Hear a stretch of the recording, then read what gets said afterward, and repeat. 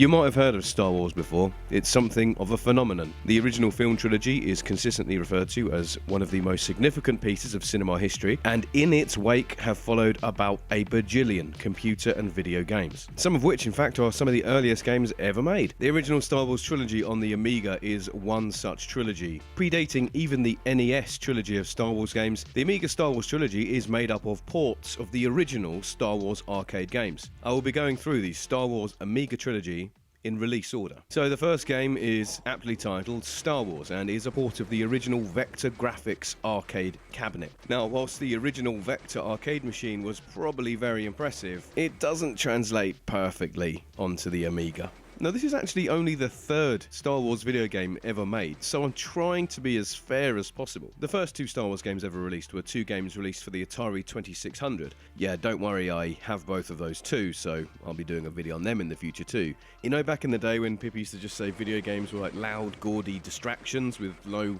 artistic merit whatsoever? Yeah, well, they were actually referring to Star Wars. Like, this is the game they were talking about. This is one of the most obnoxious gaming experiences I've ever had. The sound effects are offensive. If you live with anybody and they can hear you playing it, after 3 minutes they will ask you to turn the sound down or off. The entire game, from beginning to end, consists of 2 levels. You're playing as Luke Skywalker, or Red 5, flying through space, shooting TIE fighters. The TIE fighters shoot fireballs at you, and you're just shooting TIE fighters and these fireballs for points. Hey, who remembers when points were in video games? Once you've done that for long enough, the game then zooms in on the Death Star, and then you're taking part in the trench run. Look at the size of that thing.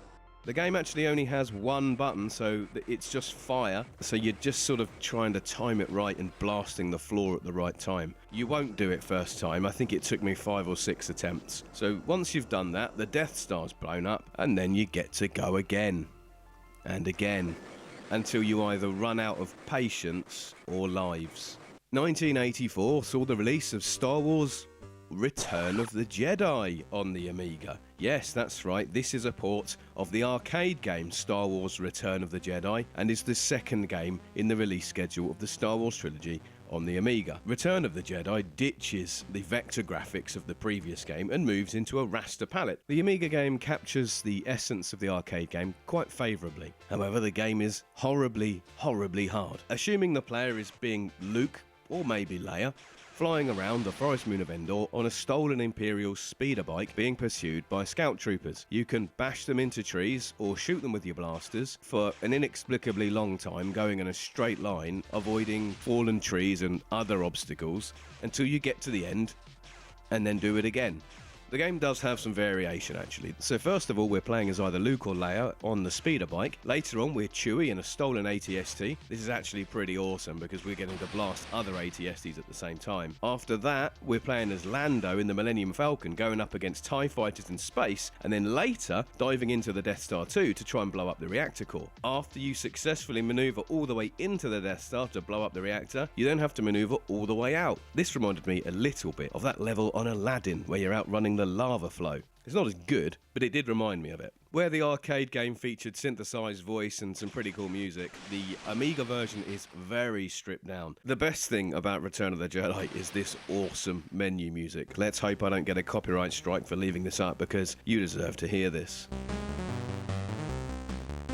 The sound effects are fairly minimal, and as you can see, the graphics are fairly primitive. But this game does get an absolutely massive plus point, because I can't think of another game where you get to play as Lando Calrissian, the coolest guy in Star Wars. The third game in the Star Wars trilogy, as you've probably guessed by now, is The Empire Strikes Back. He could destroy us. This is a sequel to Star Wars, so it makes sense in a way that the game has gone back to the vector graphics. Essentially rebuilt using the same code as the first game, we're now just running through some various scenes from The Empire Strikes Back. One of them sees us shooting down all those probe droids on Hoth. You remember when there was loads of probe droids on Hoth? Yeah, that bit. We're shooting them down, and then a bit later on, we're shooting down AT-ATs and AT-STs. You can't have a Star Wars game where you're not shooting ropes around AT-AT's legs, can you? Let's be honest. Oh yeah, there is a really cool scene recreating one of my favourite bits in the entire Star Wars trilogy, and that's the asteroid field. Apart from in this, it's absolutely fucking terrible. Much like the other games in this series, it is even a cut-down version of the arcade game, so it doesn't have particularly shiny graphics, and it has pretty awful sound. Much like the first Star Wars game, once you've gotten to a certain point, it just loops back to the beginning, and you keep going, trying to rack up a high score. That ends my review of the Star Wars trilogy on the Amiga, as played on the Armiga. The emulation through the Armiga was absolutely perfect. No frames were dropped, the sound was recreated perfectly, so I cannot fault the Armiga machine for delivering a perfect emulation experience. However, I can fault the game for being rubbish. These are probably some of the most obnoxious video games I've ever played. I will not be playing any of these games again. If you want to play a trilogy of games based on the Star Wars original film trilogy, play the Super Star Wars trilogy on the Super Nintendo. Thank you so much for watching. For more old PC gaming videos and for more Star Wars videos, please subscribe to The Game Show.